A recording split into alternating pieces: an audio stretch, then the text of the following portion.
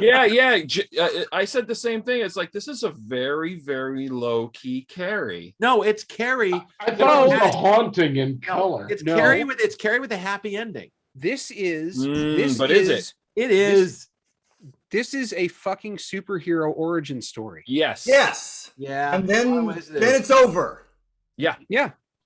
As Yes. soon as this happens, as soon as she puts on her stuff and she walks out of the house after she fucking heals her mom's legs, Right. and she's walking towards the camera, Yep. I'm like, oh, it's a superhero movie. And then Okay, it's over. this is the end of this Unbreakable. It is Like, a superpowered. much. It is a superpowered. I wrote down Carrie meets Unbreakable. But maybe she's a super villain. Yes. I don't know. No, because she would have been a supervillain until she realized that her power can also heal things. Yeah. As So soon she's as she more like. realized that her power could heal things, she brings back. So she kills her dad, heals her mom.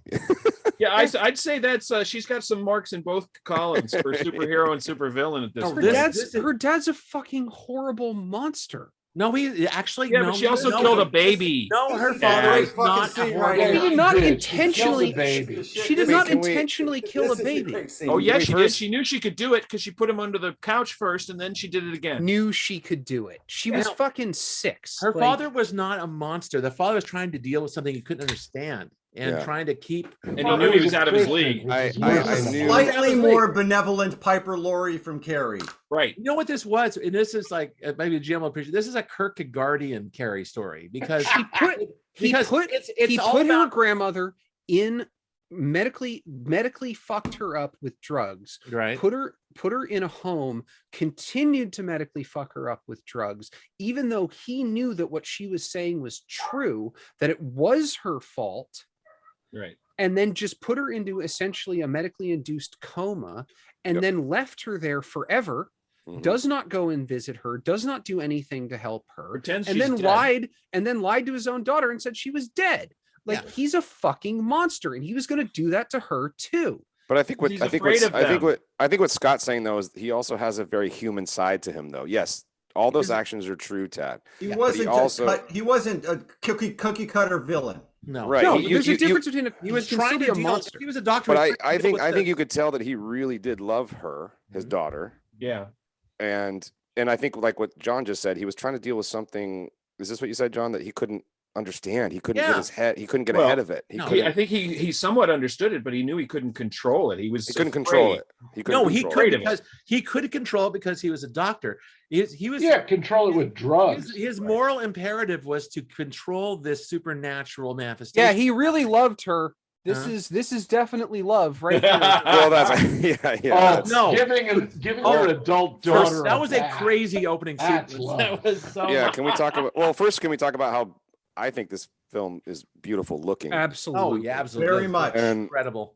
And yeah, Scott, right when that opening scene happened, I knew that I liked this movie. Yes. Like right when I will say, as soon as that happened, as soon as he pointed the gun at her, I went, "Oh, she's magic." All right, I'm going to be the contrarian. I thought this movie was incredibly stylish, filled with good performances and unforgettable moments. But I'm with a lot of critics that were like, "I wish it had been in the service of a better, it seemed a little wishy-washy in terms of the story." Yeah. Kind of a thin story. Yes, it's an origin. I kind of get that. The story felt a little thin. But yeah, I mean, the way it looked, I just love those chilly, austere Nordic, like Let the Right One In. Let the Right Run In, or even the comedy about the avalanche that I picked. Yeah, Force Majeure. Or Insomnia. Yeah, the colors are sucked out of it slightly, and I just love that. I just love it. And I think that we're looking at objectively an amazing central performance by this young actress. I don't think it matters that the story's thin. Like I really don't. This movie is about a character going from A to B, and it doesn't really matter what the motivation is in that. Like I was on board for what the character was doing, and then also all of the subtext made text about mental illness and about homosexuality when you come from a very conservative religious family, and how that can fuck you up, and it's all allegory, but it's allegory for things they're actually telling you. And this is just as much a coming of age story as it is like a superhero story. Sure. Right. Well, and that's why so many people love the Marvel characters, is because all of the Marvel characters, the original main ones, are about young people discovering who they are. Yeah. It's just who they are is a Hulk or a Spider-Man or whatever, where you don't understand the body that you're in, so you have to fight in a certain way to get that. And she's been so repressed by how she's grown up that when she's released on the world, all of a sudden she's making birds fly into windows, and she's making the woman she loves disappear because she can't handle how that conflicts with how she was raised. And I want to say there's something about like the Nordic filmmakers, there's something about that part of the world when they make films like Force Majeure or like Let the Right One In or like Insomnia. Like there's this sensibility that they have in terms of like how they pace their films, how loud or quiet their films are, how they color their films. I fucking dig it. It just speaks to me. I dig it. It speaks to me. Bergman. Right. But this falls in line with those types of movies that I love, and I wasn't surprised. I saw this guy's movie before this called August 31st or something like that. And it was about a drug addict coming out of jail, and it was just really beautiful. And I love their style. The only one I'll say two things that stylish, and I'll say two. I love all the same things that you guys just said in terms of aesthetic. It's just this one was taking its sweet time.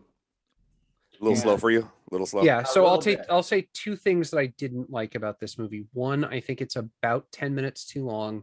And two, I think they could have taken an additional 5 minutes out of that runtime and had the conversation that the two of them have when she comes back from wherever the fuck he sent her. Right. Yeah. I want to know what that conversation is. I'm sorry I sent you to the land of ghosts and wind for like 6 days. I know. What was it like? Did you see anybody else in there? Exactly. Can we talk about that? I saw Michael Jackson. It was horrific. How fucking cool though was the shot of the window with just a couple strands of hair? Hair going through it. Yeah, they're going through the glass. They're going through it, dude. That was fucking amazing. Because it's flat on the inside and it's blowing around on the outside. I know. Right. I really want to know if that was a practical effect, and if it was a practical effect, did they have to drill a really tiny hole in that, or did they just stick the hair on both sides? Yeah, they glue it on both sides. Yeah, I want to know. Yeah, I know it was a good effect. The issue I had with this film, and I didn't have most of it, I just thought was really intriguing film, was kind of a moral issue. And the thing is, films have morals. Films have, we can talk about modern films having their own morality or talking about lack of morality, which came up last week. But this one there's rights and wrongs. There's the main character who does rights and wrongs that makes them heroic or non-heroic or whatever. This one is a lot of wrongs that's righted in the last 5 minutes. And thing is, she still, for what it's worth, this woman still killed her father and still killed her sister or brother.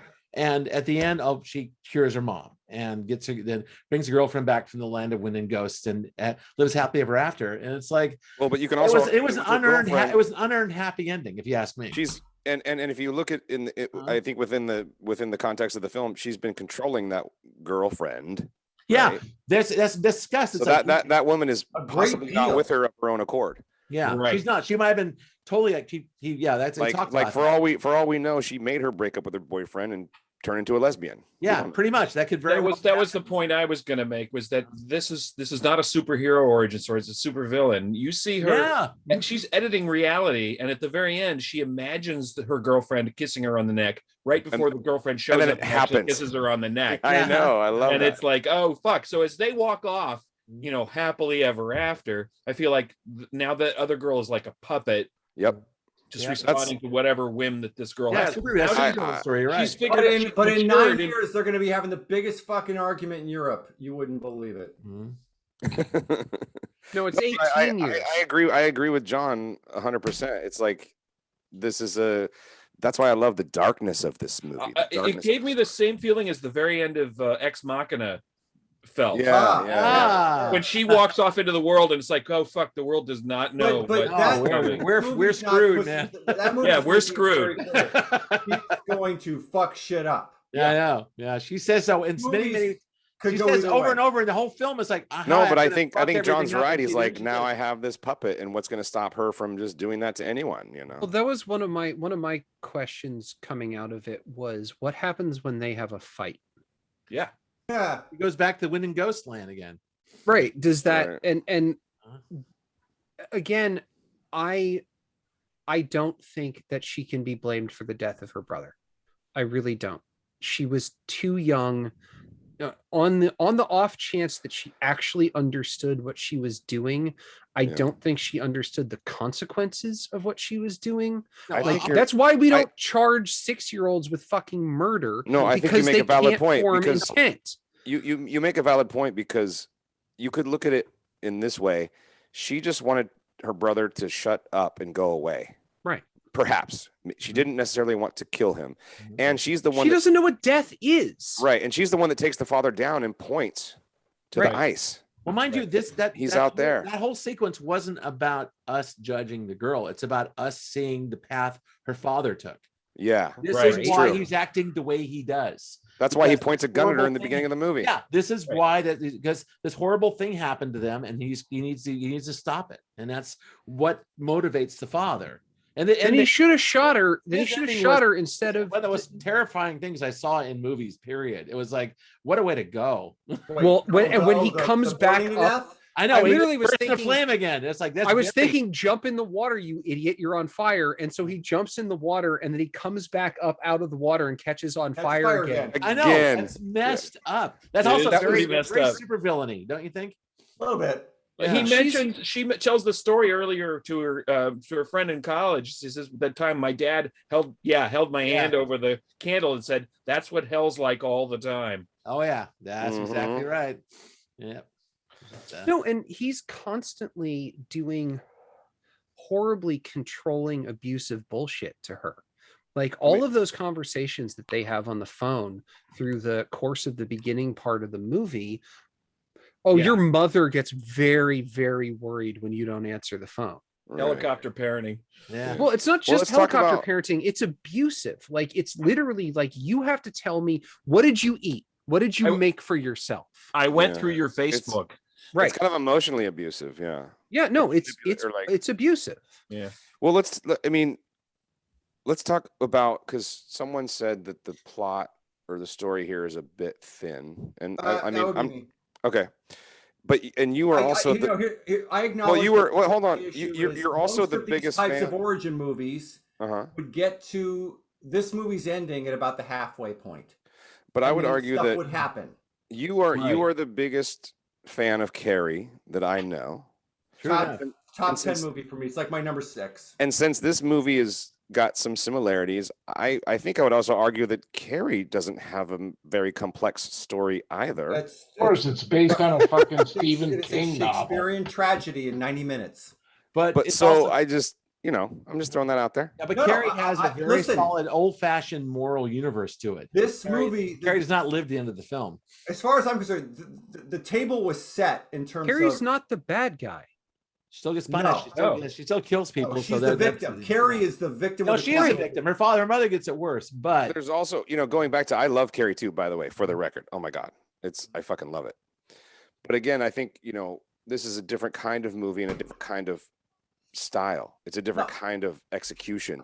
And Carrie is wonderful, but it's also very American in that, horror film, fire, blood. And this movie is like, we're not American. We're fucking from Norway, and it's not fire, blood, fucking all this shit all the time. It's very much fire and ice. It's as no, it's snakes going into your mouth when you're fucking drunk for the first time. Yeah. No, how fucking cool was that fucking scene? Very cool. The insight I had was this is as if IKEA made its first horror film. Well, then they cut, and then they show, and then they show beautiful looking. Those meatballs have to come from somewhere. Exactly.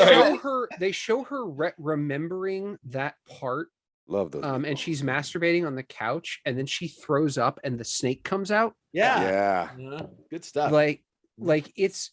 You can see how fucked up her worldview is through all of those. In that is like all over the place. You know, I thought she vomited up that bird at one point. She did at the end. She does at the end, yeah. And it flies away. It flies away. That was kind of out of left field. It's like, okay, she just threw up a bird. But then I kind of dug it. So I have a whole different take on this movie. Yeah, bring it. She's like, I don't even know. She's in that nursing home. I think she's her grandmother.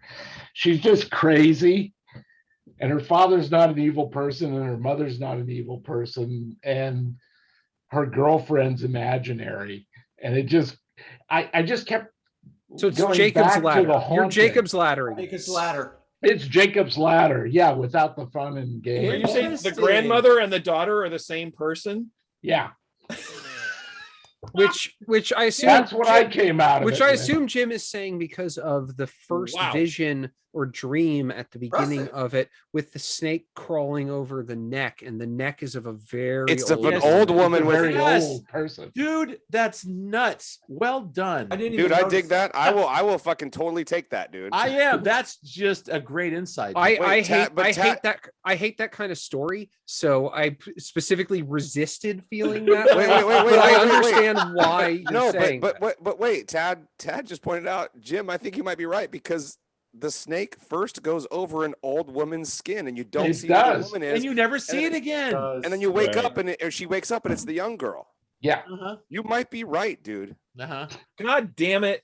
Yeah, Mr. Smart Guy. Okay, but for me, for the record, well, that but still then doesn't the ruin. ending is even more of a clusterfuck. Either way, she kills her father, her son, because he put her in that position. Yeah. In her mind palace that she's living in, and all her life, the DMT coming through as she dies. She's an old woman. She's from an earlier generation. It was not okay to be a lesbian. Now she can finally do that. She can't, and she's too old. I got it. The drugs they were giving her, they were expired. So she came enough out of her stupor to start editing reality again. So she actually prevents her father from putting her in a nursing home by killing him when she's a young girl. Does that make sense? Inception all the way back. Listen. Either way you cut it, I still love this fucking movie. Even no, seriously, there's one thing that they could have done in this. There's one thing that they could have done in this movie to make it that, which is not have iPhones. Right. True. Right. If it was that was kind of a big part of. I mean, a big part of her showing her, how sort of repressed she is was the social media aspect. Well, yeah, but you can. But I thought that made it realistic. You could have cut. Yeah, you could have cut those out of the movie if you wanted to make that story. Actually, if you said say the early '90s or the late '80s, and it was there were no iPhones or social media at all, Jim's theory would be 100% valid. That's the thing. Well, I still think it's a good theory, even with the actually, it's a good theory. It's a good theory. It's just I'm stunned. It's really good. Also, I think this theater was built in the mid '90s, so that would be that scene with that lighting, with that thing swinging was amazing. That was amazing. Yeah. I thought everyone's gonna die. I was gonna come down. Yeah, I will acknowledge. Well, it would have if she hadn't gotten up and left. Right. Yeah, maybe this movie is more to do with my when it finally we get to the end. I'm like, wait, that's it? It's over? Fuck. Yeah, there you go. Because I felt the movie again. It's just breaking convention. I get it, right? And I'm used to a certain you're going to get this, and then this is going to happen, and then you're going to get a climax, and stuff's going to explode, and lightning bolts, and all that. And then this movie just nope, we're done. Skybeam. Well, you wanted WandaVision, and it didn't. No, I wanted. I wanted closure. Interesting. No, I wanted Chronicle. Well, whatever. Right. So you wanted to see her come into her own, mastering her powers, I have an adventure of some kind. Like that I like episode this. of like, remember that Twilight Zone thing with the kid who could imagine things and everyone's like, Yeah. all the time. Kind of like sending that. you to the cornfield. Yeah, exactly. Something like that. Yes. So, See, I'm Billy more of Mummy, you're a. talking Billy about? Mummy. yeah. I like this though. I'm more of a don't spell it out for me. I like this. I like Oh, this. that's Very much. Just leave it. Well, the Yeah. ambiguity is how Jim came up with his theory. It was very ambiguous. Jim's theory is very interesting. And I we've think it's got a pretty good theory. We've had a couple of these because we had the point blank theory that everything was he died at in Alcatraz at the Oh, beginning. yeah, Right, yeah. right. Everything was- 100%. I am 100% on that. I think that's right. I think This it's might right be now. right too. Very plausible. All right. Well, thumbs. Anybody? Yeah, I Oh, absolutely. I get This it. is Thank I immediately turned around and recommended this to a number of people. Like yeah. That's awesome. Jared, I had never heard of this movie before. Never heard of it. And I went into it, and if you do recommend it to people, give them as limited amount of information as you possibly can.